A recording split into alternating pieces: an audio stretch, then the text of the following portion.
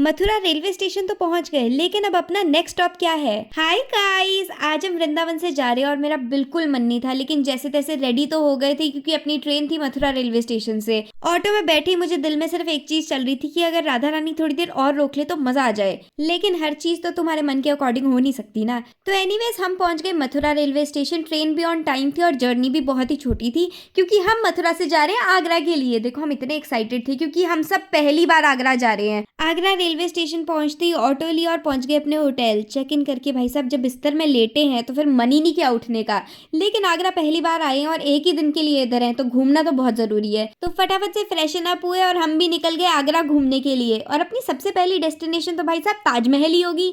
आगरा आए हैं और ताजमहल ना जाए ऐसे तो पॉसिबल ही नहीं है। टिकट काउंटर से टिकट्स लिए और हम भी अंदर चले गए। भाई साहब एक टिकट 250 रुपीज की। देखो मुझे ऑनेस्टली ऐसा लग रहा था कि इतना वर्थ इट नहीं होगा, लेकिन जब हम अंदर घुसे हैं भाई साहब इतना सुंदर है ताजमहल। पता नहीं मुझे ऐसा क्यों लग रहा था कि ताजमहल थोड़ा ओवररेटेड है। भाई साहब इतना भी सुंदर नहीं होगा, लेकिन जेन्युइनली बहुत ही ब्यूटीफुल है। लेकिन भाई साहब इतना ज्यादा चलने के लिए था। देखो राजा महाराजाओं के पास होंगे घोड़े और नौकर चाकर, इधर तो खुद चलना पड़ रहा था। और इतनी भयंकर गर्मी हो रही थी, मतलब मुझे समझ नहीं आ रहा जनवरी में इतनी गर्मी कैसे हो सकती है। बट एनीवेज हमने भी शू कवर्स पहने और हम भी चले गए ताजमहल के अंदर। देखो यहाँ पे तो फोटोग्राफी करना अलाउड नहीं था और मैं रिस्क नहीं लेना चाहती थी बिल्कुल भी गाली खाने का, वो भी ताजमहल में आके। बाहर हमने बहुत सारी वीडियोस बनाई, फोटोज खींची और उसके बाद फाइनली हम ताजमहल से भी निकल गए, क्योंकि भाई साहब जेन्युइनली बहुत गर्मी हो रही थी और बहुत ज्यादा थक चुके थे। अब इसके बाद हमारी आगरा में नेक्स्ट डेस्टिनेशन क्या है उसके लिए तो आपको मेरे नेक्स्ट ब्लॉग का वेट करना पड़ेगा। Okay bye.